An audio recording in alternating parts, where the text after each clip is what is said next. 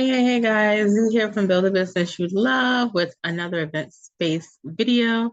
And I am continuing with this series of, staying booked and busy as a future event space owner, what you should expect to stay booked and busy, and also as a present event space owner, what you should be doing. And these are basically money generating activities. And it's not really, the basic stuff that everybody will tell you. Yeah, go to Peer Space, go to Facebook ads, which is, yeah, you should be doing that as well, right? But if it works for you, if those platforms work for you. But these are other things that you can be doing in your spare time when you are about to run your event space, or if you are, actually running the event space. So let's continue on.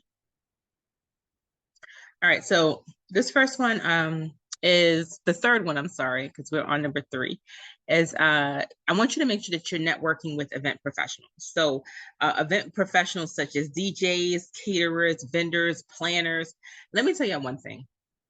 If you know what I know, people will hire or have in mind a planner or a DJ and will have no problem paying. They'll pay the planner and a DJ before they finish paying you. Okay. They'll have no problem. All right. Reaching out to planners and to DJs and caterers and what have you, so that they can, do all the things they need to do for their event. So, and you're kind of like, as an event space owner, you're kind of like second in line or third in line, even though, your space is what is actually giving them the party. You'll find that a lot of times for a lot of events, you're like, you have to call and get your balance, or you'll have to follow up with them via email with whatever system you have, your honeybook or whatever system you have to, collect your balance if you don't have it, so that, it collects it automatically. But the caterer is paid, but the DJ is paid, but the planner is paid, right? So a lot of times, just to let you guys know, they will, look at the DJs and the planners first. So if they do this, then it would be in your best interest to network with the DJs and the planners in your area. So become friends with them on all the social media platforms that they're on. If you have, you'll find also that you'll see the same DJs, you'll start seeing the same planners, the same photographers, okay, coming into your space. Get their card, reach out to them, network with them, okay, socially, and just if you're in the space, if you decided to, just be there introducing yourself, or if you're there just to just to watch the event or whatever it is, then make sure that you network with these people, because these are honestly the people that the customers reach out to a lot of times before they reach out to you. Okay. In addition to that, these DJs and caterers and planners and photographers, they can also start to recommend your space, right? If they have a good relationship with you, with the space, they've never had an issue. The planners never were outside waiting for you to open up. The space is always clean when they're trying to start their decorations and what have you. And they've have an established book of business. A lot of times, as people call them, they'll say, oh, you know what, there's this new space on X, Y, and Z road, check them out. I know the lady, I met with her, that kind of thing. So make sure that you network with the people that is involved in this event space industry within your city, within your town, because they all know each other. And you're going to find that, like I said, it's going to be the same people coming up in your space, same people delivering furniture if you don't provide that service, same people decorating, same people shooting the photography. It's going to be a lot of the same people. You might as well network with them, and you guys can start to refer one another. Okay. Establishing connections and collaborations can lead to referrals. It can lead to partnerships. It can lead to expanding your client base and your book of business and your revenue opportunities. The next one I wanted to mention is maintaining relationships with existing clients. So staying in touch with past clients and maintaining those positive relationships are really important, guys. So once you have someone who's had an event, maybe offer some type of discount for a friend or family member, that may be having an event in the next 6 months. So that way you're almost guaranteed that particular party or that business, right? It's really important so that you stay in mind. You're the first in mind, that when people think of having an event, having a baby shower, people have baby showers all the time. Unfortunately, people pass away all the time. And, if they need to have a repast or a family gathering after a funeral service, right? Or, like I said, a baby shower or a small wedding or a bridal shower, whatever the event is, you want to be first in mind, okay? You want to be the first one that they think about when it comes to having an event. You want to say, oh yeah, we're going to have it at such and such space. Like, that's the spot. Okay. And you have to present yourself to your guests like that. Feel the vibe of the customer. If they're cool, meet them with that same energy. Don't just kind of be a stick in the mud, and meet them with that same energy so that they know, okay, yeah, she's cool. We could definitely vibe with her. I like her energy or his energy, right? And we've had a great experience in the past. Let's book them for the Sweet 16 or whatever it is, right? Or the Sweet 15 or the quinceañera or whatever, right?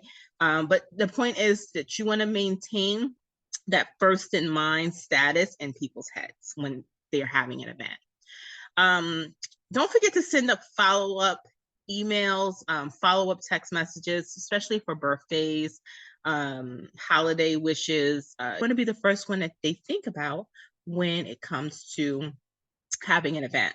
You want to say, oh yeah, we're going to have it at such and such space. Like, that's the spot. Okay. And you have to present yourself to your guests like that. Feel the vibe of the customer. If they're cool, meet them with that same energy. Don't just kind of be a stick in the mud, and meet them with that same energy so that they know, okay, yeah, she's cool. We could definitely vibe with her. I like her energy or his energy, right? And we've had a great experience in the past. Let's book them for the Sweet 16 or whatever it is, right? Or the Sweet 15 or the quinceañera or whatever, right? But the point is that you want to maintain that first in mind status in people's heads when they're having an event. Don't forget to send up follow-up emails, follow-up text messages, especially for birthdays, holiday wishes. These things can keep their inbox flooded with, well, not flooded, you don't want to spam anyone, but these things can keep their inbox, for your inbox open to your actual, I messed up.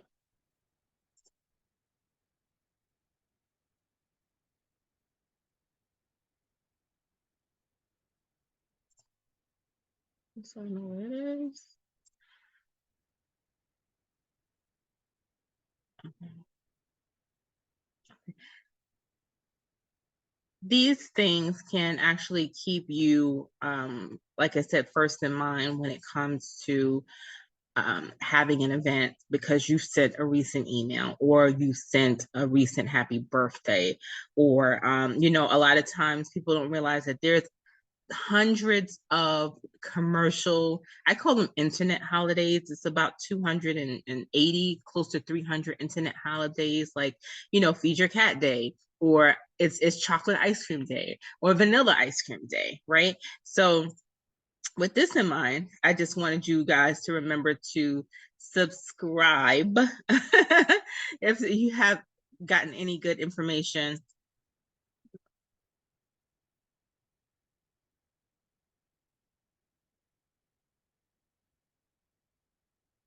So you want to make sure that you are in their inbox, right? Not to spam them or anything like that, but you want to make sure that, you again are first in mind, because you've been emailing them, you've been following up, you've been sending them updates about your space. You've been sending them any type of coupon code that you may have or discount that you may have for your event space. And this is important because this is ultimately your book of business. This is how you get referred, right? So don't forget it's money in the follow-up. I always say that. It's money in the follow-up. So make sure that you're doing that. And keep in mind that people have other events as well. People tell you all the time when you get into the business, we have parties all the time. Sometimes they do, sometimes they don't. But you want to be sure that you are first in mind at the top of their list when it comes to, having their event. And you don't have to be the biggest, baddest space. Okay. You just have to have that good, positive energy. They know that they can trust you and they know that they can have a good time in your space. And it's affordable within their price range. Don't forget, guys, to subscribe. Okay. If you like what you're hearing so far, I'm going to continue on. Okay, so first of all, I want to mention that I have included a free guides and download section in my website. So if you go to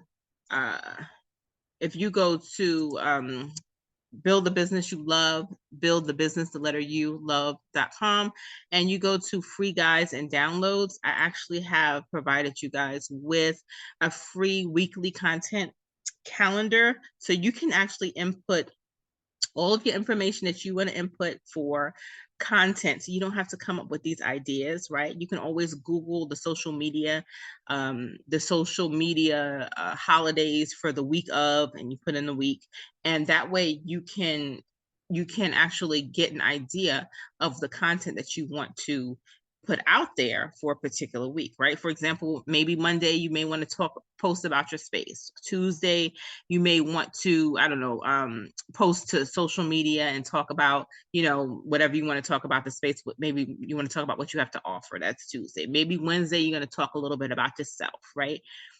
Maybe Thursday you want to put out some sort of discount, right? If you do something before a certain time or a certain day, then you get this particular discount. Maybe Friday, you just want to talk about or post whatever party that happened or event that happened the week prior. So maybe you want to post the best event, features of the week, or the events that you've had for the last month or something like that. Because it's incredibly hard to post every event. So if you're having events, then yeah, you're gonna have a bunch of event of footage in your phone, right? Maybe Saturday you want to post about what you're doing as far as building your business. Maybe you've included something in your business, something new, a new feature. Maybe you have new floors, whatever it is that you've added. Maybe you want to post about that, right? And then Sunday, just create stuff. It's about creating stuff, being creative. But when you have a content calendar, it's a lot easier to think about it when you're thinking about it, being able to set up those postings. And you could do this through Canva. You can set up the postings. And also on a lot of social media platforms, they have that option too, where you can schedule postings, right? But sometimes it's not even about that. It's about like, you don't even have the idea, like what to post, right? And when it comes to things like social media holidays and figuring out what to post, it's really good to learn to incorporate your business into what's going on. Okay? So incorporate. I know people right now who are having student loan sales because the student loan was denied by the Supreme Court. Be creative. It doesn't have to make sense. Okay, it does not have to make sense, but people, they want to discount, and you want to continue posting and getting your message and getting your business out there to people. So it's important to do that, right? So if you want the social media calendar, then be sure to go to buildthebusinessyouLove.com.